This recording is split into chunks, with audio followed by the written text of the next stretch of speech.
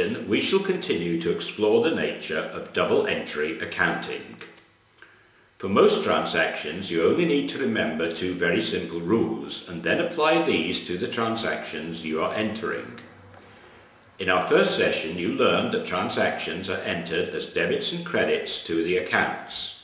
When a transaction is entered, it will affect the accounting equation. Since that equation has to remain in balance, then each transaction that is entered must also be entered in a way that continues the balance. The debits for a transaction will be equal to the credits. The rule is that debits will equal credits for each transaction. Remember that. Debits equal credits. The second rule will help you to determine whether an account will have a debit or credit entry for any particular transaction. Each account has a natural balance, the natural balance being the entry that would increase the account. The natural balance for a sales account will be the entry that increases sales. The natural balance for an expense account will be an entry that increases expenses. Knowing the natural balances will help you make the entries. So we have to start somewhere. Remember that debtors owe money and represent an asset, and that debits are the entries for debtors which are made in the left column. An asset account then is increased by a debit.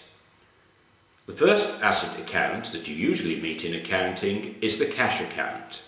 A debit entry will increase the cash account. When an owner invests capital, then the entry must be a credit in order to keep the balance. The natural balance for an equity account must be a credit. We shall start with asset accounts. The natural balance, as we have just indicated, is on the debit side. Debit entries will always increase asset accounts and credit entries will reduce the account. Asset accounts include cash accounts. The most typical is often called the cash account.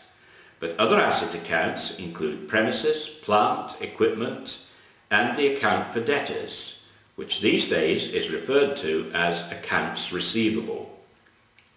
When we deposit money in the bank account, we shall debit the account. When we acquire an asset, such as a motor vehicle, we shall debit a vehicles account. When we acquire goods for resale, we shall debit the inventory account. When we make payments to reduce assets, we credit the bank account. To record when goods have been taken from inventory and sold, we shall credit the inventory account. When we receive payments from debtors to reduce the amount owed to us, we shall credit the accounts receivable. Just as asset accounts record what we have, what we own, or what we are owed, so there will be another corresponding set of accounts that records all that we owe. These accounts are known as liability accounts. The natural balance of these accounts will be the opposite to that of asset accounts. The natural balance will be a credit. Any entries that increase the amount we owe are credits, and any that reduce the amount we owe must be debits. What sort of accounts are included here? If we take out a loan, we owe money, so loan accounts are liability accounts. When we buy goods on credit, we record the amount owed in accounts payable, so this must also be a liability account. Purchases on credit increase liability. Payments made to creditors decrease the liability. A special set of accounts records the amount that owners have invested in a business. If the business is a sole proprietorship or partnership, then these accounts are usually referred to as capital accounts. If the business is a corporation, then the account is referred to as a common stock account. When first studying accounts, it helps to think of the investment as what the business owes as an entity to the owners. Thus, equity accounts can be seen as a special form of liability account. Their rules are similar. An investment is recorded as a credit. For a sole proprietor, the account is a capital account, where investments are then recorded as credits. An owner will also take money from the business, usually for personal use. This reduces their interest in the business, and so the withdrawals will be recorded as debits. Since withdrawals are recorded in a separate account, the natural balance of a withdrawals account will be a debit. The objective of a business is to make sales, whether of goods, raw materials, services, or a mixture of any of these. The accounts that record the inflow from sales are referred to as revenue accounts. If a sale is made and cash is received, then the asset of cash is debited. It follows that the sales entry must be on the opposite side to maintain the balance. The natural balance of revenue accounts will be credits. The first account that you meet as a revenue account is usually called sales. There may be any number of sales accounts depending on how a business wishes to hold information.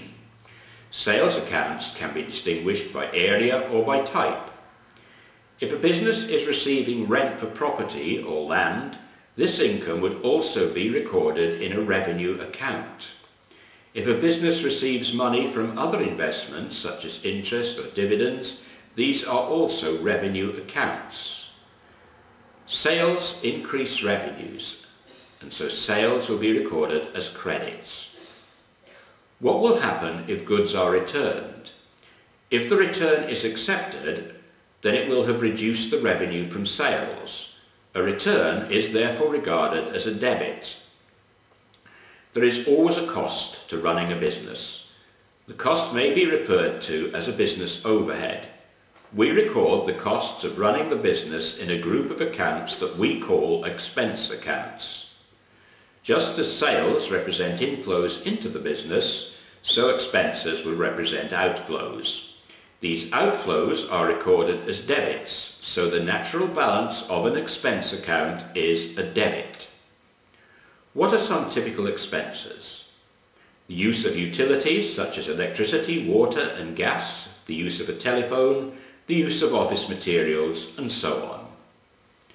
Should any materials be returned and refunds obtained, then the business would not have incurred that expense. Refunds and returns will therefore be regarded as credits. You should try and learn the natural balances for the types of accounts: assets, liabilities, equity, revenue and expenses. This will assist you greatly when analysing transactions for entry. This ends our second session on double entry. Thank you for listening and for watching.